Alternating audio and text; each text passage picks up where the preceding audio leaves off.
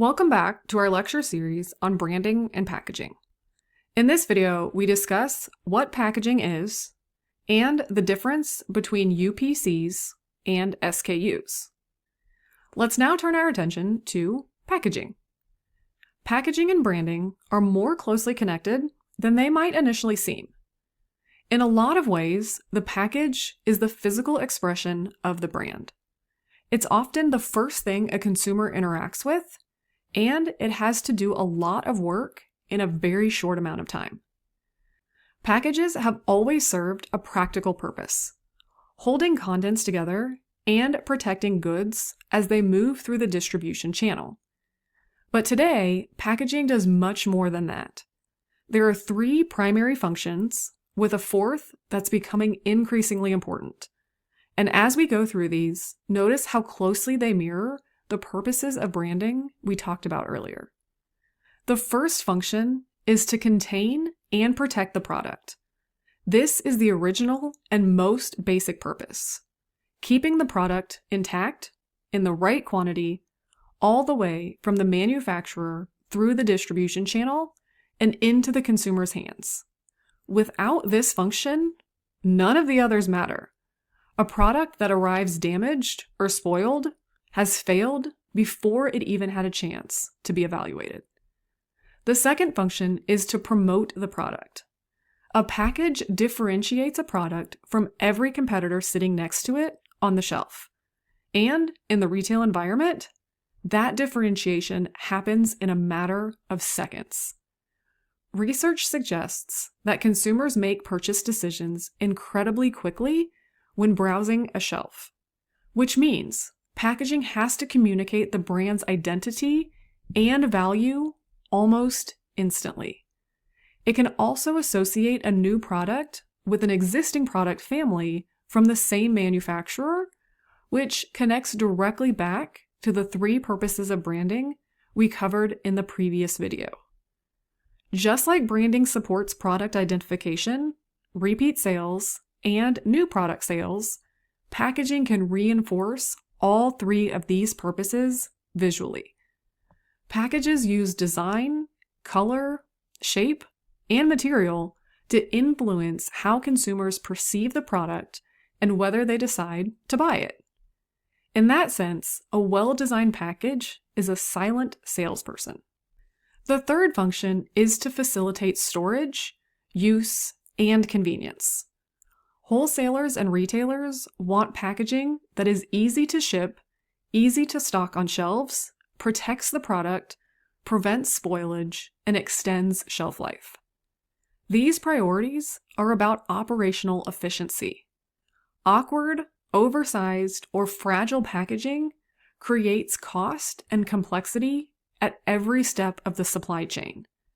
From the consumer side, hard-to-open packaging is consistently one of the top complaints. And if a package is too frustrating to deal with, consumers will often choose a competitor's product the next time around. Packaging convenience can directly increase market share and profitability. Looking at the packaging examples on this slide, the Dino gum and the banana holder. Those are probably not easy to ship or efficiently stock on shelves, so retailers won't love them from a logistics standpoint. But they absolutely nail the promotion function. They get your attention and stand out from the competition. That's the trade-off a company has to weigh. What serves the retailer operationally versus what captures the consumer's eye. The fourth function, environmental responsibility, is not one of the original three, but it's growing in significance year over year. Some consumers will pay a premium specifically for eco-friendly packaging, and what was once a niche preference has become a mainstream expectation for a growing portion of the market. This is especially true among younger consumers, which makes it directly relevant to the demographic many of you will be marketing to in your careers. Companies are increasingly treating sustainable packaging not just as a nice-to-have, but as a competitive differentiator and a reflection of brand values. Let's now move into packaging labeling. Package labels take one of two forms: persuasive or informative. These two approaches reflect fundamentally different assumptions about what drives consumer decisions: emotion versus logic. And the choice between them should be guided by the product, the target market, and what the brand is trying to communicate. Persuasive labeling focuses on the promotional theme or logo, with consumer information playing a secondary role. The goal is to appeal to emotion and influence your perception of the product before you've even read a single fact about it. The Wheaties box, the breakfast of champions, featuring Michael Phelps, is designed to create an emotional connection. A customer might see that box and think, if I eat Wheaties, I'll perform like a champion athlete. That's the emotional pull the label is creating. The nutritional information is technically present, but it's small and secondary. The emotional message, "Champions eat this," is what the label is really communicating. Persuasive labeling plays on how you feel rather than what you know, and for the right product and the right consumer, it can be extremely effective. Informative labeling takes the opposite approach. It's designed to help consumers make a well-reasoned product selection and to reduce cognitive dissonance after purchase. Cognitive dissonance, as a reminder, is that second-guessing feeling after you've bought something. Did I make the right choice? Did I spend too much? Is this actually good for me? Informative labeling addresses that by giving you the facts up front so you feel confident in your decision before and after you buy. The Banza pasta on this slide is a good example. Made from chickpeas, 20 grams of protein, 8 grams of fiber. That label is speaking directly to logic and reasoning. It gives you the data and trusts you to make the call. Where Wheaties plays on aspiration and emotion, Banza plays on information and transparency. Neither approach is inherently better. They serve different products and different consumers. A health-conscious consumer actively reading labels is going to respond better to informative labeling. A consumer browsing quickly and making an instinctive decision is often more influenced by persuasive labeling. Let's wrap up this video with Universal Product Codes, UPCs, and their close relative, the SKU. A UPC is a 12-digit, all-numeric code that appears on most items in supermarkets and high-volume retail outlets. UPCs were first introduced in 1974, and they fundamentally changed how retail inventory and sales data were tracked. Before UPCs, retailers had to manually track what sold and what was in stock, a slow, error-prone process.